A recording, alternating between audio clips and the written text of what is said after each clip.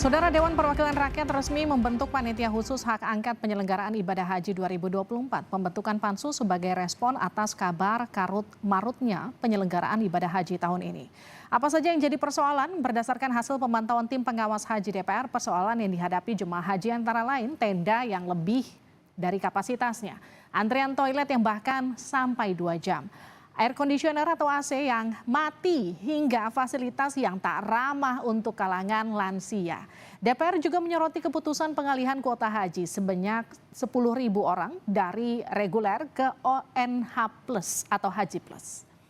Apakah pembentukan pansus haji bisa jadi pintu untuk memperbaiki penyelenggaraan ibadah haji di masa yang akan datang? Kita akan bahas usai tayangan yang satu ini. Pansus angket pengawasan DPR sepakat membentuk panitia khusus atau pansus angket pengawasan haji atas dugaan penyelewengan tambahan kuota haji reguler. Pembentukan dilakukan atas indikasi penyalahgunaan tambahan kuota haji dan permasalahan layanan haji seperti tenda over kapasitas. Wakil Ketua DPR Muhaimin Iskandar berharap kesalahan tak terulang di tahun mendatang. Tujuannya agar tidak ada lagi penyelewengan dan penyalah kebijakan yang merugikan jemaah haji yang sudah mengantri puluhan tahun. Tiap tahun itu harus dilakukan tindakan-tindakan khusus melalui panitia khusus ini supaya tidak terulang dan terulang lagi. Adanya dugaan penyelewengan kuota haji reguler digunakan untuk haji khusus, anggota Pansus Haji fraksi P3 Ahmad Baidowi meminta pengusutan melibatkan KPK. Baidowi menyebut pembentukan pansus ini merupakan puncak dari permasalahan penyelenggaraan haji selama 3 tahun terakhir dan diperburuk dengan pengalihan kuota haji ke haji khusus yang menyalahi undang-undang. Tahun lalu ada masalah. Tahun ini ternyata masalahnya makin banyak, makin kompleks, dan termasuk pelanggaran terhadap undang-undang. Dan bagi kami ini perlu dikelirkan supaya persoalan penanganan ibadah haji, problemnya di mana bisa diurai masalahnya melalui panitia angket. Tentunya dalam aspek pengelolaan keuangan, lembaga yang berwenang juga akan dilibatkan, mestinya dilibatkan ya. Tetapi sekali lagi ini baru aspirasi pribadi-pribadi, nanti akan diusulkan ketika rapat panitia angket berlangsung. Merespons dibentuknya pansus haji oleh DPR, Menteri Agama Yakut Khalil Qoumas menyebut menghormati pembentukan pansus dan akan mengikuti proses yang berlaku. Ya, kita ikuti saja, itu kan proses yang dijamin oleh konstitusi kan. Semua proses kita akan laporkan kan, proses mulai dari persiapan sampai pelaksanaan ibadah haji kita akan sampaikan apa adanya. Operasional haji masih berlangsung sampai tanggal 23 Juli. Jadi masih berlangsung nih haji, jadi saya belum bisa ngomong soal evaluasinya. Kalau saya sih lebih baik dari tahun lalu, dari tahun sebelumnya. Alhamdulillah semuanya lancar gitu ya. Kalau ada kekurangan sana sini ya pasti namanya kita ini manusia dan hidup di dunia. Pasti ada kekurangan sana sini dan itu yang perlu dilakukan perbaikan. Pembentukan pansus haji didasari sejumlah temuan masalah oleh tim pengawas haji. Di antaranya adalah masalah transportasi haji yang tidak sesuai jadwal, masalah penyimpanan makanan sehingga makanan para jemaah basi dan tidak layak konsumsi, tenda jemaah haji di Arafah yang over kapasitas, dan juga fasilitas berupa toilet yang terbatas. Permasalahan lainnya adalah temuan jemaah non-visa haji yang menyalahgunakan visa ziarah dan umroh. Dan yang paling utama adalah soal pengalihan kuota haji plus yang tidak sesuai undang-undang, di mana seharusnya kuota haji plus tidak boleh lebih dari 8%. Mengutip data dari keputusan Menteri Agama nomor 1005 tahun 2023, kuota haji Indonesia di tahun 2024 sebanyak 221.000 orang, yang terbagi dari haji reguler sejumlah 203.320 orang dan haji khusus sebanyak 17.680 orang. Diharapkan dengan langkah pembentukan pansus haji bisa memperbaiki penyelenggaraan ibadah haji di Indonesia ke depan. Tim Liputan Kompas TV. Saudara, apakah pembentukan pansus haji mampu mengurai permasalahan haji yang kerap terjadi tiap tahun? Kita akan bahas bersama Seli Andriani Gantina, anggota Komisi 8 DPR RI fraksi PDIP. Bu Seli, selamat malam. Selamat malam Mbak Livi, selamat malam Pak. Kita juga akan sapa Chandra Kriftaning Tias, Jemaah Haji 2024. Mbak Chandra, selamat malam. Selamat malam Mbak Livi. Saya ke Bu Seli dulu ya Mbak Chandra. Jadi Bu Seli, Ya, siap. titik berat apa saja temuan tim WAS yang mendorong terbentuknya pansus? Ya, kalau titik berat kami adalah terkait dengan sistem pelayanan haji yang memang akan dibahas oleh kami, yaitu ada 4 manajemen pembahasan yang akan kita lakukan. Pertama adalah manajemen kuota haji, yang kedua adalah manajemen keuangan haji, yang ketiga adalah manajemen penyelenggaraan ibadah haji, dan yang keempat adalah manajemen yang terkait dengan SDM dan petugas haji. Karena prinsipnya bagi kami adalah bagaimana nanti ke depannya 5,4 juta jamaah haji yang waiting list ini, siapapun presidennya, siapapun menterinya, berganti-ganti, pelayanan jemaah haji bisa dilayani dengan lebih baik. Karena kalau kita berbicara jamaah haji yang berangkat ini, hampir 90% adalah jamaah haji yang belum pernah berhaji dan belum pernah berumroh. Tetapi kalau petugas haji dan pemerintahnya pasti sudah pernah berhaji dan pasti akan melayani jamaahnya dengan sangat baik. Tentu saja pelayanan yang istitoahnya yang terbaik yang akan kita berikan kepada para jamaah. Baik, saya ke Mbak Chandra. Mbak Chandra, ini perjalanan haji yang pertama untuk Mbak Chandra, betul? Iya, betul. Apa yang dirasakan selama perjalanan haji di sana? Ada kendalakah? Kendala secara keseluruhan memang alhamdulillah nggak ada ya, tapi begitu sampai di puncak hajinya itu sedikit-sedikit dirasain apa tadi yang disebutkan temuan dari Panwas. Ada yang saya rasakan secara langsung gitu ya, kayak pas tadi disebutkan soal toilet yang antri di Arafah, itu memang betul adanya.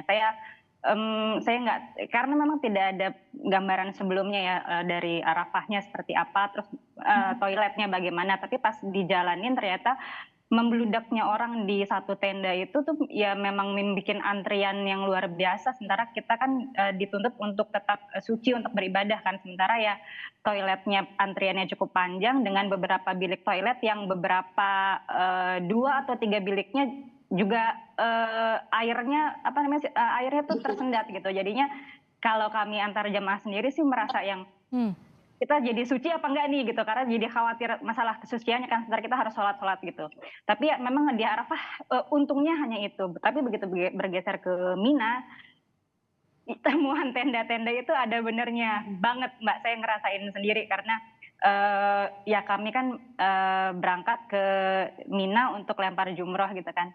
Kebetulan saya posisinya ada di agak belakang gitu, tapi pas dapat info dari teman-teman yang sudah sampai lebih dahulu, teman kita tenda kita ditempatin sama travel lain gitu. Cuma saya sempat mikir, masa sih kan kita sudah terkoordinasi dengan baik, masa iya ditempatin sama travel lain gitu. Ternyata pas nyampe, ya benar aja, kami satu rombongan itu udah tergeletak di pinggiran tenda, sementara tenda-tenda yang sudah ada namanya kami tuh ditempatin sama jemaah lain gitu.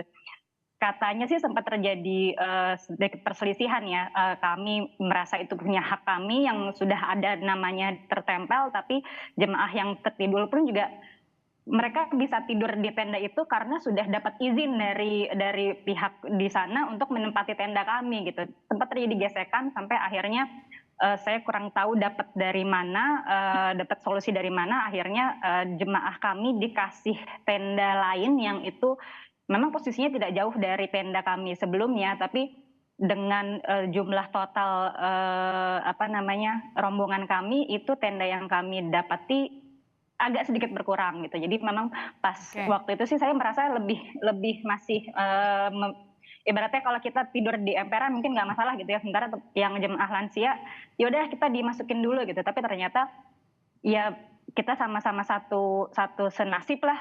Ayo masuk bareng-bareng aja, tidur bagaimana caranya, yang penting kita merasakan tidur untuk tidur untuk besok melakukan ibadah lainnya gitu. Oke, Mbak Chandra, tapi kalau untuk problem yang tadi sempat disebutkan soal transportasi, keterlambatan penjemputan, kemudian soal catering, itu ditemukan juga nggak di sana? Kalau transportasi saya tidak mengalami, tapi kalau untuk catering, jadi satu tenda kami itu kan memang dari beberapa travel ya. Itu saya nggak tahu itu jatuhnya kurang. Jadi saya nggak tahu pembagian makanannya apakah beberapa tenda satu catering atau bagaimana, tapi sempat kehabisan.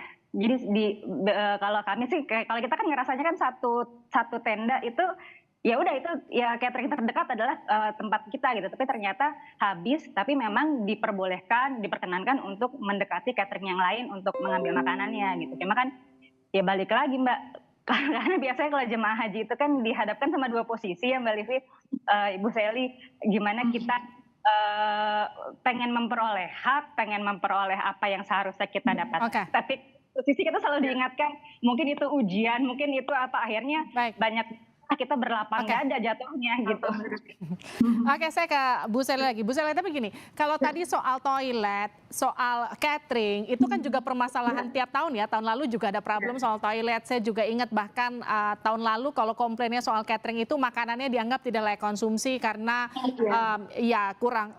Ya, kemudian maktab juga, itu juga problem dari tahun lalu. Katakanlah gini, setiap penyelenggaraan ibadah haji selalu ada panwasnya, selalu dievaluasi. Tapi kenapa ini selalu terjadi tiap tahun? Ya, betul. Saya merasa prihatin dengan apa yang disampaikan Mbak Chandra. Tetapi ini menjadi catatan khusus buat kami di Pansus Haji. Karena kami merasa prihatin dengan apa yang dilakukan oleh Kementerian Agama. Setiap kita melakukan evaluasi setiap tahun, selalu berulang bahwa apa yang disampaikan oleh para jamaah kita. Dan yang menjadi catatan kami adalah bahwa jamaah haji Indonesia ini termasuk jamaah haji yang paling baik dan paling ramah seluruh dunia. Karena mereka selalu dihadapkan bahwa oh iya, haji ini adalah harus menerima apa adanya. Yang tadi disampaikan oleh Mbak Chandra, oh iya kita harus bersabar, oh iya kita harus tawakal, oh iya kita harus menerima apa adanya. Yang disampaikan oleh Mbak Chandra bahwa masalah toilet, masalah yang ada di Ad-Musna dan di Armina, itu adalah menjadi kewajiban pemerintah Saudi Arabia. Pemerintah selama ini, para jamaah di seluruh Indonesia selalu menyalahkan Kementerian Agama. Bahwa sebetulnya masalah Al-Musna ini adalah kewajiban pemerintah Saudi Arabia. Artinya ada kelemahan dari pemerintah Indonesia yang tidak bisa melakukan lobby-lobby yang sangat mendalam dengan pemerintah Saudi Arabia.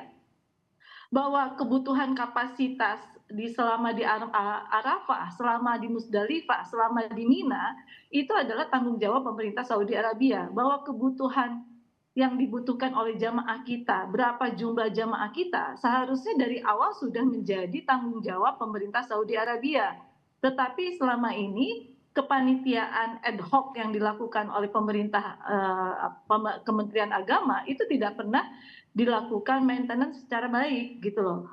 Nah, kita selalu bilang nih, jumlah jamaah perempuan dengan jumlah jamaah laki-laki ini kan selalu lebih banyak jamaah perempuan.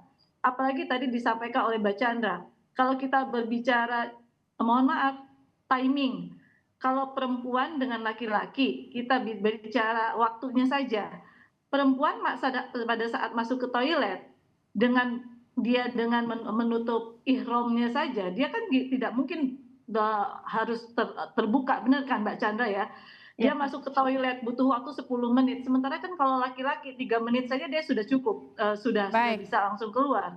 Antriannya panjang gitu kan, terus belum makanan basi. Nah, kalau kemarin harus kami sampaikan juga kepada seluruh masyarakat seluruh Indonesia, kita juga punya masalah lain, yaitu pada saat kita berbicara tentang visa ziarah.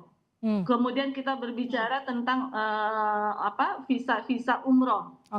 Bagaimana pemerintah Saudi Arabia memberikan visa umroh dengan masa waktu yang 90 hari. Sementara masih banyak warga negara Indonesia yang melaksanakan ada di Mekah dan di Madinah, sekitar 130.000 jamaah Indonesia yang masih ada di sana. Dan mereka dilakukan sweeping, dan hari ini terbukti masih banyak warga negara Indonesia yang mereka belum kembali ke Indonesia. Mereka masih masih terhambat di sana, dan ini menjadi PR untuk kedutaan Indonesia. Bagaimana kita harus membebaskan warga negara Indonesia. Nah, ini adalah PR-PR yang menjadi pembahasan pansus ke depan. Bagaimana kita harus menertibkan keimigrasian, gitu kan? Oke, Nah, baik. Bu Sely, mohon maaf waktu kita terbatas, tapi intinya gini, kami titipkan ini kepada Pansus Haji supaya kemudian permasalahan yang terjadi setiap tahun ketika kita membahas soal musim haji, permasalahan haji ini tidak kembali terjadi. Karena sebelum-sebelumnya tidak pernah ada pansus, sekarang sudah ada pansus. Jadi harapannya pansus ini bisa menyelesaikan semua persoalan setiap tahun yang terjadi selama ini yang nggak pernah selesai begitu ya Bu Sely ya. Jadi harapan kita ini bisa terselidiki dan juga terselesaikan dengan sangat baik. Terutama soal pengalihan kuota haji yang seharusnya maksimalnya 8% dari haji reguler, ini lebih dari 8% begitu. Terima kasih Bu Sely. Terima kasih Mbak Chandra sudah bergabung di Sapa Indonesia Malam, sehat-sehat selalu.